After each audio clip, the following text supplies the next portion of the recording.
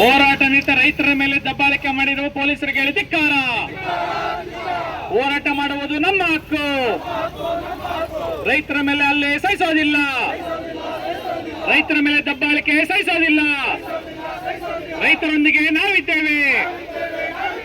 ರೈತರೊಂದಿಗೆ ನಾವಿದ್ದೇವೆ. ಬಂಧುಗಳೇ, ಹಲವಾರು ಜನ ಮುಖಂಡರು ಪ್ರಜಾಪ್ರಭುತ್ವಕ್ಕೆ ವಿರುದ್ಧವಾಗಿ, ಸಂವಿಧಾನಕ್ಕೆ ವಿರುದ್ಧವಾಗಿ ಶಾಂತಿಯುತವಾಗಿ ಪ್ರತಿಭಟನೆ ಮಾಡಲಿಕ್ಕೆ ಹೊರಟಿರ್ತಕ್ಕಂಥ ಜನರನ್ನ ಅಡ್ಡದಾರಿಯಲ್ಲಿ ನಿಲ್ಲಿಸಿ ಅವ್ರ ಮೇಲೆ ಬಂಧನ ಮಾಡೋ ದೆಸೆಯಲ್ಲಿ ಪ್ರಯತ್ನ ನಡೆದು ಹಲ್ಲೆ ಮಾಡಿ ಹಲವು ಜನ ರೈತ ಮುಖಂಡರಿಗೆ, ಹಲವು ಜನ ಮಹಿಳೆಯರಿಗೆ, ಸಾಕಷ್ಟು ಜನ ರೈತ ಕಾರ್ಯಕರ್ತರು ಕೂಡ ಅವ್ರ ಮೇಲೆ ತಿರುವತರಂತ ಹಲ್ಲೆಗಳನ್ನು ಮಾಡಿ ಪೊಲೀಸರು ಗೂಂಡಾಗಿರಿಯನ್ನ ಮೆರೆದು ಇವತ್ತು ಅವ್ರನ್ನ ಒಂದು ರೀತಿಯಲ್ಲಿ ರೈತರನ್ನ ಒಂದು ರೀತಿ ಕಳ್ಳರ ರೀತಿಯಲ್ಲಿ ನೋಡೋ ರೀತಿಯಲ್ಲಿ ಇವತ್ತು ಕಾಂಗ್ರೆಸ್ ಸರ್ಕಾರ ನಡೆಸ್ಕೊಳ್ಳೋದಿದೆಯಲ್ಲ, ಇದನ್ನ ನಾವು ಇವತ್ತು CIT ಸಂಘಟನೆ ತಿರುವತರವಾಗಿ ಖಂಡಿಸ್ತದೆ. ಈಗಾಗಲೇ ರೈತರ ಹೋರಾಟಗಳಿಗೆ ಕಾರ್ಮಿಕರು ನಿರಂತರವಾದಂತ ಬೆಂಬಲವನ್ನ ಕೊಟ್ಕೊ ಬಂದಿದ್ದೇವೆ. ರೈತರು ಕೂಡ, ರೈತ ಕಾರ್ಮಿಕರು ಕೂಡ ಒಂದಾಗಿ ಎಲ್ಲೂ ಹೋರಾಟಗಳನ್ನ ಮಾಡಬೇಕಾಗ್ತದೆ. ಕಾರ್ಮಿಕರು ಕೂಡ ರೈತರ ಮಕ್ಕಳೇನೆ. ಹಾಗಾಗಿ ಇವತ್ತು ಆನೇಕಲ್ ತಾಲೂಕಲ್ಲಿ ಭೂ ಸ್ವಾಧೀನ ವಿರುದ್ಧವಾಗಿ ಏನು ಇವತ್ತು ಹೋರಾಟ ನಡೀತಾ ಇದೆ, ಈ ಹೋರಾಟವನ್ನು ಇನ್ನೊಂದೊಂದು ಹಂತಕ್ಕೆ ಕೊಂಡೊಯ್ಯಲಿಕ್ಕೆ ಆನೇಕಲ್ ತಾಲೂಕಿನ ಎಲ್ಲಾ ರೈತ ಸಂಘಟನೆಗಳು ಮತ್ತು ಕಾರ್ಮಿಕ ಸಂಘಟನೆಗಳು, ದಲಿತ ಸಂಘಟನೆಗಳು, ಪ್ರಗತಿಪರ ಸಂಘಟನೆಗಳು ಎಲ್ಲರೂ ಸೇರಿ ನಾವು ಮುಂದಾಗಂತ ಅನಿವಾರ್ಯತೆ ಇದೆ. ಆನೇಕಲ್ ತಾಲೂಕು ಅಲ್ಪ ಸ್ವಲ್ಪ ಉಳಿದಿರ್ತಕ್ಕಂಥ ಕೃಷಿ ಭೂಮಿಯನ್ನ ಉಳಿಸ್ಕೊಳ್ಬೇಕಂತ ಹೇಳಿದ್ರೆ ನಾವೆಲ್ಲರೂ ಸೇರಿ ಇವತ್ತು ಬೃಹತ್ ಅಂತ ಹೋರಾಟವನ್ನ ಕಟ್ಟಬೇಕಾಗ್ತದೆ. ಅದಕ್ಕಾಗಿ ನಾವೆಲ್ಲರೂ ಸೇರಿ ಮುಂದಾಗೋಣ ಅಂತ ಹೇಳಿ ಸಂದರ್ಭ ಹೇಳ್ತೀನಿ.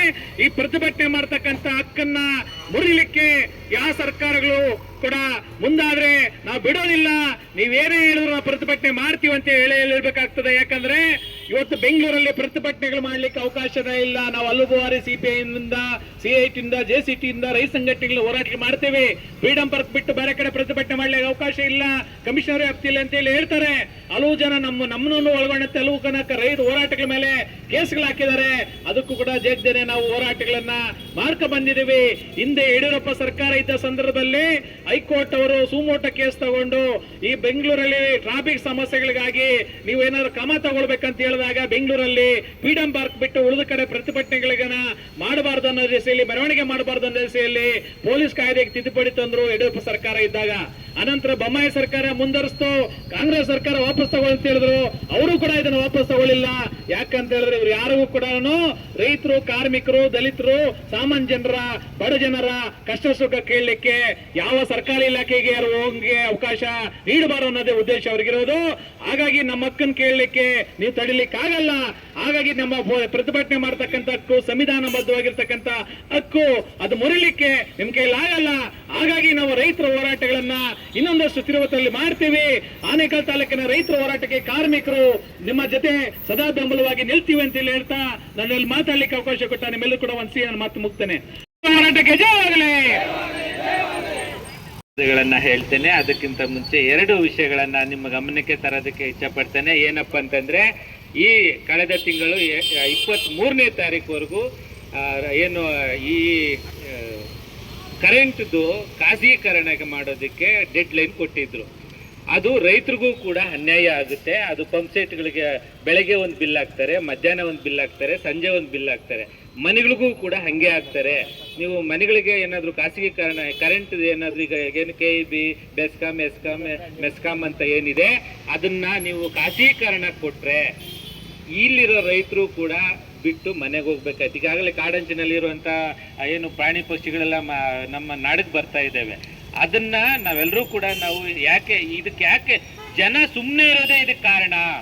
ರೈತರು ಯಾರೋ 10 ಜನ ಹೋರಾಟ ಮಾಡ್ತಾ ಇದ್ದಾರೆ, ನಮ್ಗೆ ಯಾಕೆ ಬೇಕು, ಲಾಯರ್ಗಳು ಅವ್ರ ಕೆಲಸ ಮಾಡ್ಕೊಂಡಿರ್ತಾರೆ, ನಮ್ಗೆ ಯಾಕೆ ಬೇಕು ಅಂತೇಳಿ, ಅಥವಾ ಕಾರ್ಮಿಕರು ಈಗ ಈ ನೇತೃತ್ವ ಕಾರ್ಮಿಕರು ವಹಿಸಿದ್ದಾರೆ, ಕಾರ್ಮಿಕರು ನಮ್ಗೆ ಯಾಕೆ ಬೇಕು, 8 ಅವರ್ ಕೆಲಸ ಮಾಡ್ತಾರೆ. ಅದನ್ನು ಕೇಂದ್ರ ಸರ್ಕಾರ ಕೂಡ ರೈತರಿಗೆ ಮೋಸ ಮಾಡಿರುವಂತ ಸರ್ಕಾರಗಳೇ. ನಾವು ರಾಜ್ಯದಲ್ಲಿ ಕಾಂಗ್ರೆಸ್ ಸರ್ಕಾರ ಇದೆ ಅಂತೇಳಿ ವಿರೋಧ ಮಾಡೋದಾದ್ರೆ ರೈತರಿಗೆ ಈ ಏನು ಕರೆಂಟನ್ನ ಖಾಸಗೀಕರಣ ಮಾಡೋದು ಅಥವಾ ಯಾವುದೇ ಸಂಸ್ಥೆಗಳನ್ನ ಖಾಸಗೀಕರಣ ಮಾಡುವಂತ ಕೇಂದ್ರ ಸರ್ಕಾರ ಈ ದೇಶಕ್ಕೆ ಅಪಾಯಕಾರಿ. ಅದೇ ರೀತಿ ಈಗ ರೈತರನ್ನ ಮಣ್ಣು ಮಾಡುವಂತ ರಾಜ್ಯ ಸರ್ಕಾರ ಕೂಡ ಅಪಾಯಕಾರಿ ಅನ್ನೋದನ್ನ ನಾವು ತಿಳ್ಕೊಳ್ಬೇಕಾಗುತ್ತೆ.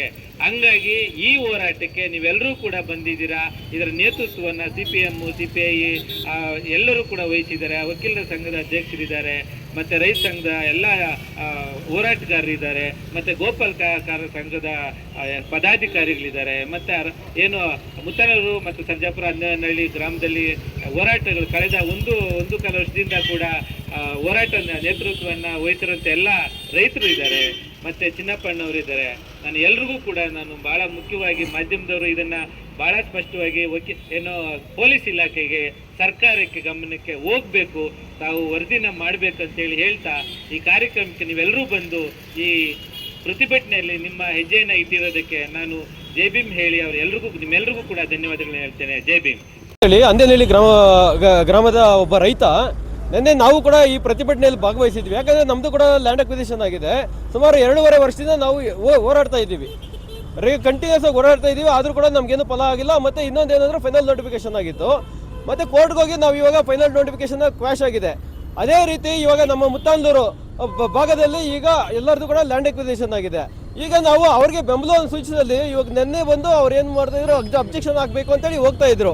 ನಾವು ಅವ್ರಿಗೆ ಬೆಂಬಲ ಸೂಚಿಸೋಣ ಅಂತೇಳಿ ನಾವು ಕೂಡ ಬಸ್ ಮುಖಾಂತರ, ಕಾರುಗಳ ಮುಖಾಂತರ ನಾವು ಹೋಗ್ತಾ ಇದ್ವಿ. ಇವನ್ ನಮಗೆ ಪೊಲೀಸ್ ಅವರು ಕೂಡ ನಮಗೆ ನೋ ಸಿಗ್ನಲ್ ಫ್ರೀ ಮಾಡಿ ನಮಗೆ ನಾವು ಏನು ಅಹವಾಲು ಏನಿದೆ ನಾವು ಸಲ್ಲಿಸೋಣ ಅಂತೇಳಿ ಅವರು ಫ್ರೀ ಮಾಡಿಕೊಟ್ಟಿದ್ರು. ಏನಾಯ್ತು ನಮಗೆ ಗೊತ್ತಿಲ್ಲ.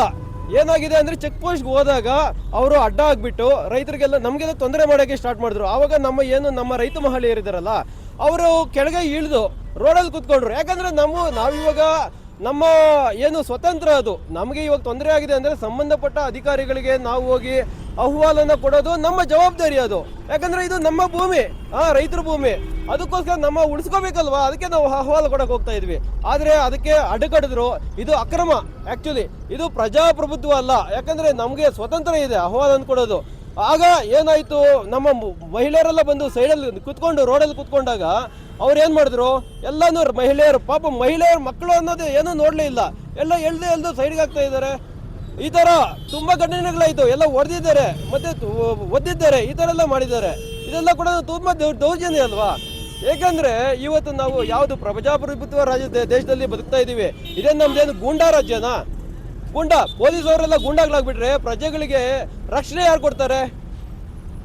ರೈತರಲ್ವಾ ಅನ್ನ ಕೊಡ್ತಾ ಇದ್ದಾರೆ. ಇವತ್ತು ರೈತರು ಅನ್ನ ಕೊಡಬಾರ್ದ? ಅನ್ನ ಕೊಡ್ತಿದ್ರು ಅಂದ್ರೆ ರೈತರನ್ನ, ಸಾಮಾನ್ಯ ಪ್ರಜೆಗಳನ್ನ ಈ ಥರ ಹೊಡಿತಾ ಇದ್ರೆ ಒಬ್ಬ ಏನು ಜವಾಬ್ದಾರಿಯುತ ಅಧಿಕಾರಿಗಳು ಪ್ರಜೆಗಳು ಎಲ್ಲಿ ಹೋಗ್ಬೇಕು, ರೈತರು ಎಲ್ಲಿ ಹೋಗ್ಬೇಕು ಅರ್ಥ ಆಗ್ಬೇಕು. ಈ ಸರ್ಕಾರ ಅರ್ಥ ಮಾಡ್ಕೋಬೇಕು. ಪ್ರಜೆಗಳು ಈ ಕಾಲದ ಇಲ್ಲಿ ಬದುಕ್ತಾ ಇರೋದು ಪ್ರಜೆಗಳು. ನಾವು ಇವತ್ತು ಪ್ರಜೆಗಳಿಗೆ ಭದ್ರತೆ, ಸೆಕ್ಯೂರಿಟಿ ಕೊಡ್ಬೇಕು ನಾವು ಇವತ್ತು ಅನ್ನೋ ಮೈಂಡ್ ಸೆಟ್ ಅಲ್ಲಿ ಅವ್ರಿಗೆ ಒಳ್ಳೆ ಫೆಸಿಲಿಟೀಸ್ ಕೊಡ್ಬೇಕು ಜೀವನ ಮಾಡೋಕ್ಕೆ.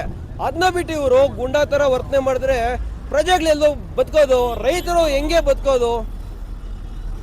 ಇದು ನಿಜವಾಗ್ಲು ಇದು ಗೂಂಡಾ ರಾಜ್ಯ ಅನ್ನೋ ಮಟ್ಟಕ್ಕೆ ಇವತ್ತು ನಮ್ಮ ರಾಜ್ಯ ಬಂದಿದೆ. ಇದು ಸರಿಯಲ್ಲ. ಇದು ನಾವು ಕಡಾಖಂಡಿತವಾಗಿ ನಮ್ಮ ಆನೇಕಲ್ ತಾಲೂಕಿನ ಸರ್ಜಾಪುರ ಹೋಬಳಿಯ ರೈತರು ಕಠಿಣವಾಗಿ ಖಂಡಿಸ್ತಾ ಇದ್ದೀವಿ. ಸರ್ಜಾಪುರ ಹೋಬಳಿಯ ಭೂಸಾದಿನ ರೈತರು ನಿನ್ನೆ ಬೆಂಗಳೂರಲ್ಲಿ ಹೋರಾಟ ಮಾಡಲಿಕ್ಕೆ ಹೊರಟಿರ್ತಕ್ಕಂಥ ಸಂದರ್ಭದಲ್ಲಿ ಮಧ್ಯದಾರಿಯಲ್ಲೇ ತಡೆದು ರೈತರ ಮೇಲೆ ಕಾಂಗ್ರೆಸ್ ಸರ್ಕಾರ ಇವತ್ತು ಹಲ್ಲೆಯನ್ನು ಮಾಡಿ ದಬ್ಬಾಳಿಕೆ ಮಾಡಿ ಪೊಲೀಸರು ಇವತ್ತು ಅಕ್ರಮವಾಗಿ ಬಂಧನ ಮಾಡಿರ್ತಕ್ಕಂಥದ್ದು ಕ್ರಮ ಏನಿದೆ ಇದು ಅತ್ಯಂತ ಪ್ರಜಾಪ್ರಭುತ್ವ ವಿರೋಧಿಯಾಗಿರ್ತಕ್ಕಂಥ ಕ್ರಮ ಆಗಿದೆ. ಹಾಗಾಗಿ ಇದನ್ನು CPM ಪಕ್ಷ ಖಂಡನೆ ಮಾಡ್ತದೆ. ಇವತ್ತು ಬೆಂಗಳೂರು ಸುತ್ತಮುತ್ತ ಇವತ್ತು ಕಾಂಗ್ರೆಸ್ ಸರ್ಕಾರ ಇವತ್ತು ರೈತರ ವಿರೋಧಿಯಾಗಿ, ರೈತರ ವಿರೋಧ ನಡುವೆ ಇವತ್ತು ಕೂಡ ಭೂ ಸ್ವಾಧೀನಗಳು ಮಾಡಲಿಕ್ಕೆ ಸರ್ಜಾಪುರ ಹೋಬಳಿ ಸೇರಿದಂತೆ ಬಿಡದಿ ಪ್ರದೇಶ, ದೊಡ್ಡಬಳ್ಳಾಪುರದಲ್ಲಿ ಪ್ರದೇಶ, ಇನ್ನಿತರ ದೇವನಹಳ್ಳಿ, ಇನ್ನಿತರ ಭಾಗಗಳಲ್ಲಿ ಇವತ್ತು ಭೂ ಸ್ವಾಧೀನವನ್ನು ಮಾಡ್ತಾ ಇದೆ. ಕಾರ್ಪೊರೇಟ್ ಬಂಡವಾಳದಾರರ ಕೇಂದ್ರವನ್ನು ಮಾಡಲಿಕ್ಕಾಗಿ, ಅವರ ಹಿತಾಸಕ್ತಿಗಾಗಿ ಭೂ ಸ್ವಾಧೀನ ಮಾಡ್ತಾ ಇದೆ. ಹಾಗಾಗಿ ಭೂ ಸ್ವಾಧೀನವನ್ನು ಕೈ ಬಿಡಬೇಕು ಅಂತೇಳಿ ಇವತ್ತು ರೈತರು ಹೋರಾಟ ಮಾಡ್ತಿದ್ದಾರೆ. ಈ ಹೋರಾಟಕ್ಕೆ CPM ಬೆಂಬಲ ಇರ್ತದೆ. ಹಾಗಾಗಿ ಈ ಪ್ರತಿಭಟನೆ ಮುಖಾಂತರವಾಗಿ ರೈತರೊಂದಿಗೆ ನಾವು ಇರ್ತೇವೆ. ಈ ಒಂದು ಪ್ರಜಾಪ್ರಭುತ್ವ ಹಿರಿಯದಾಗಿರ್ತಕ್ಕಂಥ ಪ್ರತಿಭಟನೆಗಳ ಅತ್ಯುತ್ತಮ ಕ್ರಮಗಳನ್ನು ತಿರುವಾಗಿ ನಾವು ಖಂಡಿಸ್ತೇವೆ ಅನ್ನೋದನ್ನ ಹೇಳ್ತಾನೆ ಮಾತು ಮುಗಿಸ್ತೇನೆ.